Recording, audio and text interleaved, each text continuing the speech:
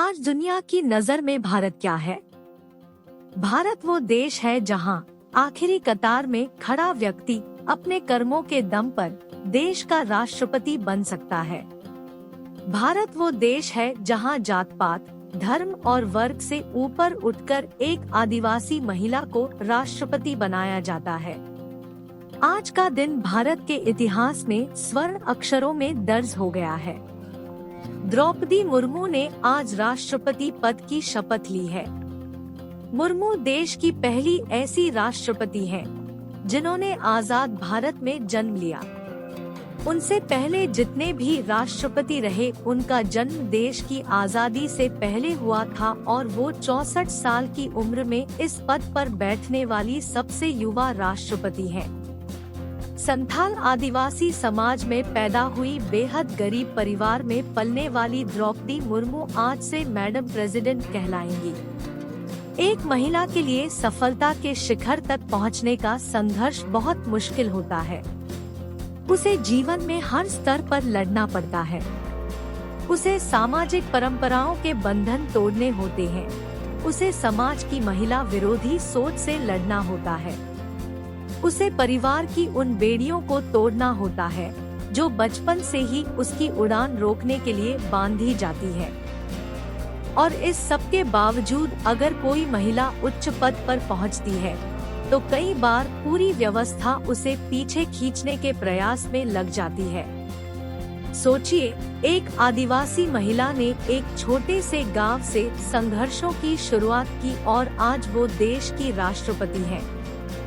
जब एक आदिवासी महिला, जिसे जीवन में कुछ भी आसानी से नहीं मिला, वो जब देश के राष्ट्रपति बनती है, तो वो पूरे समाज के लिए प्रेरणा बन जाती है।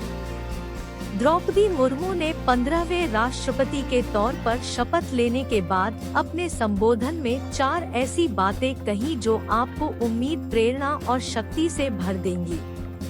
1. मैंने अपनी जीवन यात्रा ओडिशा के एक छोटे से आदिवासी गांव से शुरू की थी।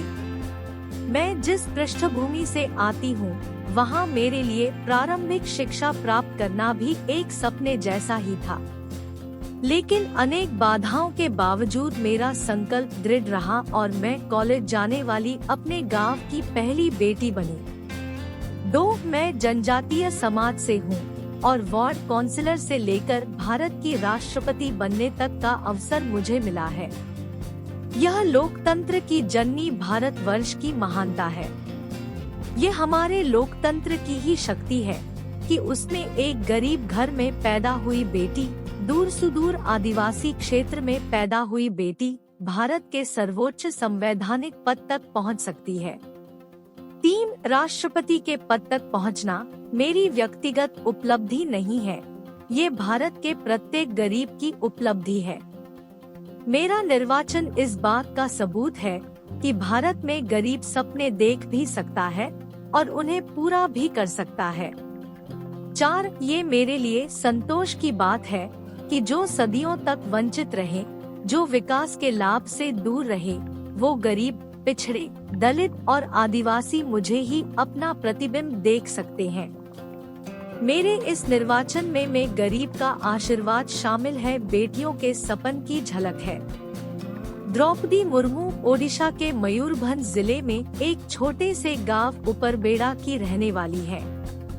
वहां उनका जो घर है, उसकी छत खपरेल की बनी हुई है। कच्ची छत के उस मकान में गिने चुने कमरे हैं, जिसमें द्रौपदी मुर्मू के परिवार के कुछ लोग आज भी रहते हैं। द्रौपदी मुर्मू ने कच्ची छत के 4 कमरे वाले उस मकान से 340 कमरों वाले राष्ट्रपति भवन तक का सफर तय किया है। आज उनका नया पता रायसीना हिल्स है। हम आपको इस नए घर से जुड़ी कुछ दिलचस्प बातें बताते हैं।